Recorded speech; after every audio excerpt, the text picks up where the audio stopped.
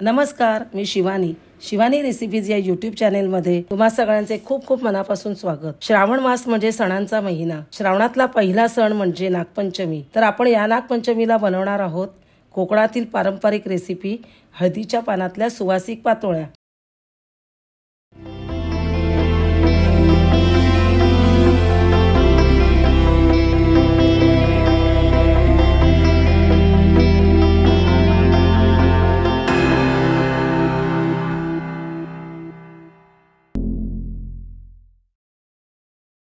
हळदीच्या पानातील पातोळ्यासाठी आपण लागणारे सारण बनवूया। त्यासाठी मी कढईमध्ये 1 चमचा तूप घेतले।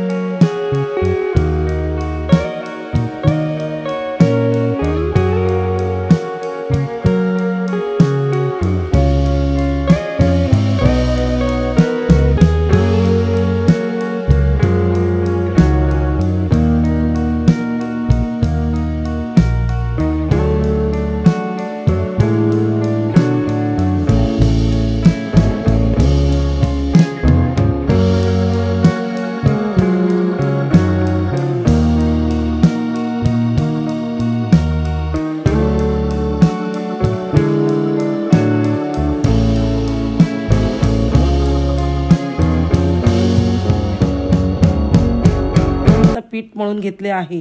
तुम्ही बघू शकता पिठामध्ये एकही गुठळी नाही आहे। गरम गरम पीठ मळले की पीठ छान मळले जाते। आपल्याला पीठ घट्ट वाटले की थोडे पाण्याचा हात लावून पीठ मळून घ्यायचे। आता आपल्याला पाहिजे तेवढे पीठ घ्यायचे आणि बाकीचे पीठ झाकून ठेवायचे।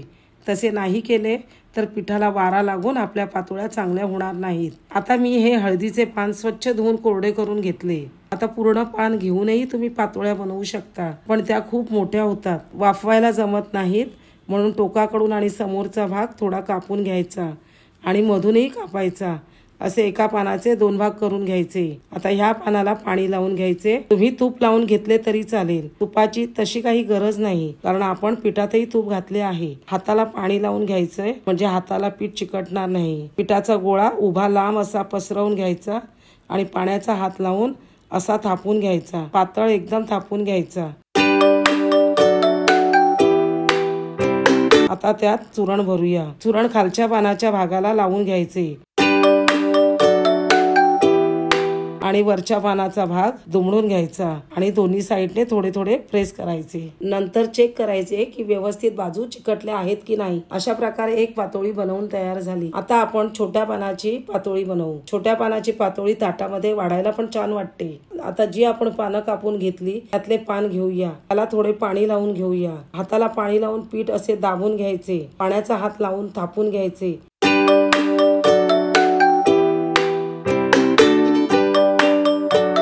आता ह्याच्यावर आपण चुरण भरून घेऊ। चुरण एक साईडने घालून घ्यायचे, सगळ्या बाजूने चुरण भरून घ्यायचे। अशा प्रकारे अर्ध्या बाजूला घातले तर फोल्ड करायला आपल्याला सोपे जाते। पानाच्या मध्य शिरेपासून फोल्ड करून दाबून घ्यायचा। तर या पातोळीचा सर्व बाजूनी तोंड बंद करून घ्यायची, नाहीतर त्यातील रस बाहेर येतो। तर हे अशा प्रकारे सर्व भरून घ्यायचे। तील चुरण जास्त भरायचे नाही, जे तुम्हाला दुमडायला मिळणार नाही। आता तुम्ही पातोळी जरी बनवल्या तरी त्याबरोबर एक मोदक किंवा नेवरी म्हणजेच करंजी बनवितात। तर हे वाफवून घेऊया। वर चाळण ठेवली, आता हे असे वाफवायला ठेवायचे। एकावर एक ठेवले तरी चालतात। यावर झाकण ठेवूया। मी स्लोच ठेवला आहे। गॅसवर 10 ते 15 मिनिटात हे पातोळ्या वाफवून होतील। नंतर गॅस बंद करू। 10 मिनिटे झाली आहेत, तुम्ही बघू शकता याला मस्त वाफ आली आहे। आता गॅस बंद करू। वेळ ह्यातच हे झाकून ठेवूया आणि नंतर मग हे काढून घेऊ। हे पातोळे वाफवून तयार आहेत। हे वाढताना असेच ताटात वाढायचे। याच्या वेळेस याच्यावरचे पान आहे ते असे काढायचे। पातोळी अशी खायची। तिच्या पानामुळे याला खूप छान वास येतो। तिच्या पानांच्या रेषा असतात त्या पण ह्यावर उमटतात। या पद्धतीच्या पातोळ्या तुम्ही पण नागपंचमीला बनवून पहा। आजची रेसिपी कशी वाटली ते नक्की कमेंट्सद्वारे कळवा। आजची रेसिपी आवडली असेल व्हिडिओला लाईक करा, जास्तीत जास्त शेअर करा। माझ्या चॅनेलवर जर नवीन असाल तर चॅनेलला सबस्क्राईब करायला विसरू नका। तर वेळात वेळ काढून तुम्ही व्हिडिओ पाहिल्याबद्दल तुम्हा सगळ्यांचे खूप खूप मनापासून धन्यवाद। पुन्हा भेटूया अशा छानशा रेसिपी सोबत।